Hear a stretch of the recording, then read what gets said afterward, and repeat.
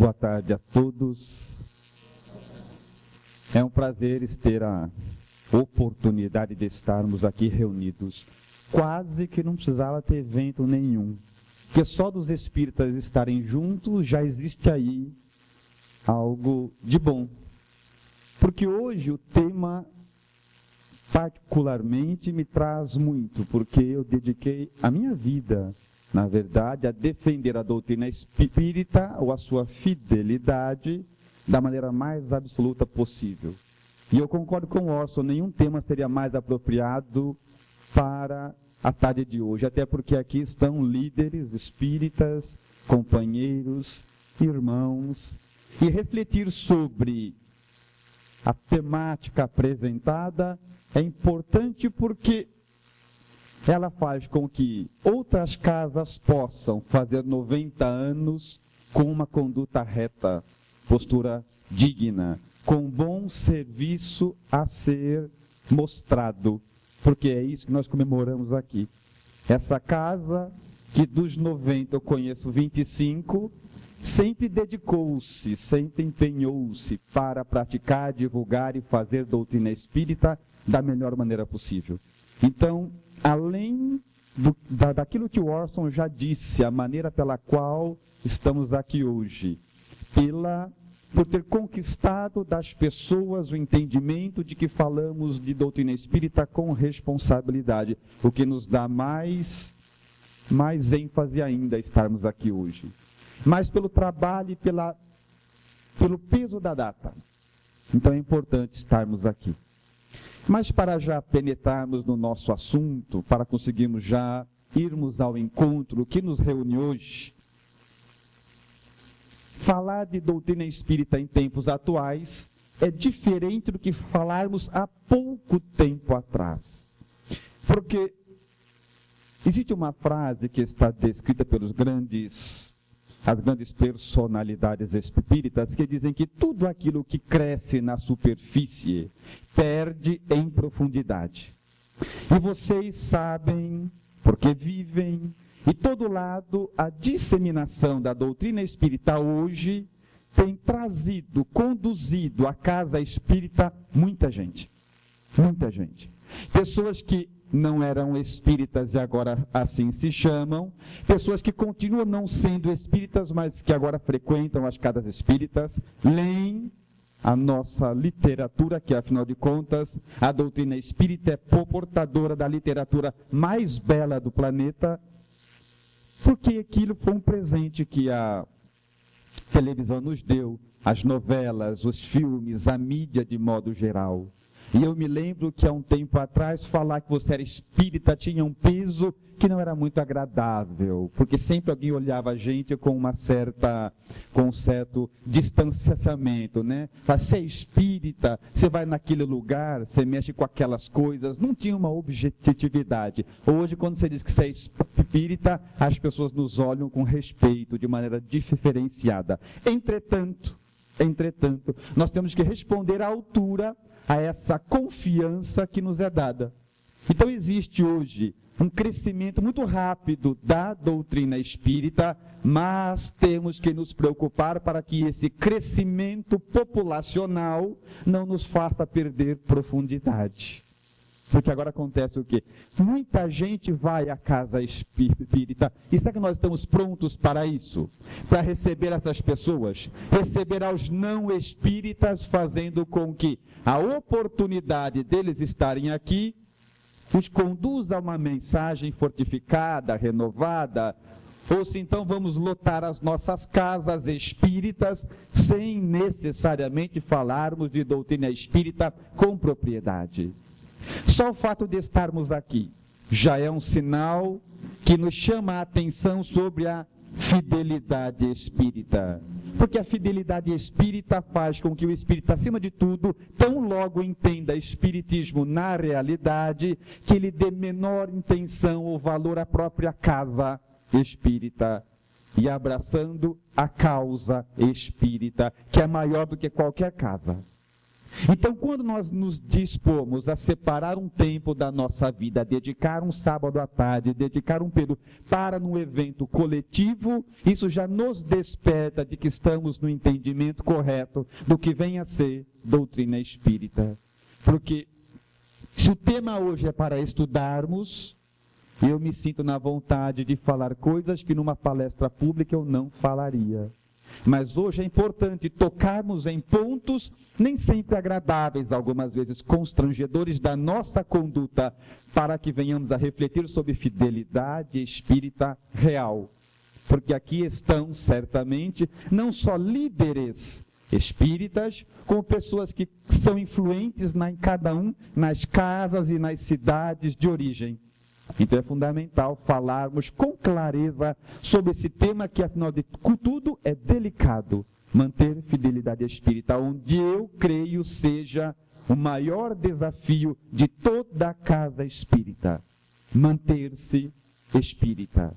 Eu tenho alguns casos para contar, e por uma questão ética e de fácil entendimento, eu vou me reservar de não dizer onde é a cidade, onde foi, mas é tudo longe daqui, então vocês não se preocupem em tentar saber de onde que eu estou falando, que eu só conto coisa de uma casa longe da casa que aconteceu. Conto um monte de coisa de vocês longe daqui, então fiquem tranquilos. Mas para falar em fidelidade, é fundamental entendermos algumas diretrizes. Por que ser fiel? Por que não inserir na casa espírita outras situações, outros estudos contrários à doutrina espírita? Por quê? Porque, no fundo, nem sempre temos coragem de questionar isso. A gente fica pensando, qual é o mal de pôr isso, de pôr aquilo? E a finalidade nossa é hoje de estudar isso para que possamos, convencidos disso, levarmos para a nossa vida, tanto quanto para a nossa casa, tudo o que podemos refletir sobre fidelidade espírita. Mas alguém poderia iniciar dizendo assim, mas Rússio, e essa onda de novidades ou de novismos que existem e que agora entram ou tentam entrar no movimento espírita, isso pode fazer mal para a doutrina espírita? A doutrina espírita está comprometida por essas situações que divergem da fidelidade que estudamos. Fidelidade. Começamos a perceber uma necessidade, e quando divulgamos isso, através, nada especial, mas da palestra, dos seminários, dos livros, as pessoas identificam os autores ou palestrantes que guardam, que têm essa preocupação com a fidelidade espírita, e outros que ainda não despertaram para isso. Então, recebo vários e-mails, de pessoas assim, você tem que fazer alguma coisa, porque no tal livro, você tem que fazer alguma coisa, porque tal palestrante falou, e nós colhemos ainda algumas situações complexas para o meio espírita. Mas o importante é saber que nós não podemos ter a intenção de corrigir alguém, não é essa a intenção de hoje, dizer que alguém está certo ou de que alguém está errado. A intenção e o ideal para termos uma projeção é justamente apresentar onde que nas obras básicas, não sou eu, não é você, não é o outro autor, mas onde que nas obras básicas nós somos induzidos a entender, nós somos apresentados à doutrina espírita de maneira clara, edificante e eficaz. Porque quando nós falamos em fidelidade espírita, não é da mesma forma como outros um modismo atual, mas é uma proposta que existe desde o início. E talvez nós não tenhamos dado atenção devida a ela. Mas sempre existiu essa preocupação dos espíritas e dos espíritos, como a gente vai conseguir ver, acerca da responsabilidade daquilo que é falado, que é dito dentro do meio espírita, da casa espírita, do movimento espírita. Aí nós perguntamos assim, a doutrina está comprometida? Será que a gente corre risco? Será que ela está comprometida por essa inserção, essas situações que não são espíritas, mas agora estão? Porque algumas pessoas, com relativa preocupação, me falam, a gente precisa fazer alguma coisa contra o livro do fulano de tal, contra... E não é essa a proposta. Só para dar tranquilidade a cada um de nós, tudo bem, paramos aí. Só para a gente conseguir ficar tranquilo, o que a gente vai achar aqui? Ó? O futuro do espiritismo pode estar comprometido? E nós encontramos de Allan Kardec no livro O que é o Espiritismo. O Espiritismo tem auxiliares de maior preponderância, ao lado dos quais somos simples átomos. Ele não quis reduzir o nosso trabalho nem ninguém. O que ele está querendo dizer? Fica tranquilo. Quem conduz a obra espírita é muito maior do que nós. Por que não insere, então, o Espiritismo pronto, fiel, resolvido, e perdemos nós a oportunidade de fazê-lo? Não. Mas não está, embora a doutrina seja o que nós vamos fazer dela, ela tem parâmetros, ela tem alguns limites. É igual cachorrinho. Você tem o seu cachorro, você amarra ele numa coleira e põe 4 metros de corrente nele. E ele, cachorro, sabe que ele se sente? Livre. Ele anda 4 metros para lá, 4 metros. Para o cachorrinho pequenininho, é bastante, ele está livre. 4 metros. Nós também. A doutrina espírita será o que fizermos dela, diz a obra, mas respeitando as nossas limitações. É igual quando começou um tempo atrás uma onda, né, de que o mundo ia acabar, não agora, na época da Guerra Fria. Começou Estados Unidos e Rússia, naquela guerra absurda, que ficou conhecida, era o governo Reagan na época, como Guerra nas Estrelas. Todo mundo lá, era nave com raio laser, que explodiu outra nave, aquele negócio, nossa, como é que vai ser? O mundo vai acabar. Se eles entrarem em guerra, o mundo acaba. A Rússia, ela tinha ogivas intercontinentais 8, que destruiria o planeta Terra 20 vezes seguidas. Não vai acabar, o mundo vai acabar. Se alguém apertar o botão errado, lá acaba. E essa foi a onda. Deus, que não é bobo nem nada, não nasceu ontem, com uma leve inspiração, quando viu que a coisa estava ganhando um vulto que não era adequado, soprou um pensamento num líder qualquer. Sabe o que aconteceu? Todo mundo esqueceu a Guerra nas Estrelas, parou de olhar para o alto e olhou para dentro. Agora estão brigando com o genoma, DNA. Começou todo mundo correr e depositar força para dentro do homem. Esqueceu milhões e milhões e milhões. Ninguém falou mais nada. Vocês viram falar alguma coisa? Ele está colocando um raio laser no satélite. Morreu. Pura e simplesmente. Então, doutrina espírita cabe a cada um de nós? Claro. É assim, desenvolvendo a que nós nos desenvolvemos. É um processo, é assim que ela vai criando raiz em nós. É difícil de alguém pegar pronto, vai criando raiz em nós. Mas aos que observam absurdos e se assustam, não se assuste. Fique tranquilo. O trabalho é nosso, mas ela tem auxiliares de tamanha grandeza, que conduzem isso com uma segurança notável. Então, embora a gente vá vendo alguns absurdos, a nossa parte é prosseguir fiel e fazendo o adequado, até porque nós não podemos saber até quando nós também estávamos fazendo inadequadamente. É um processo de amadurecimento, de bom senso, de noção, de crescimento de alma.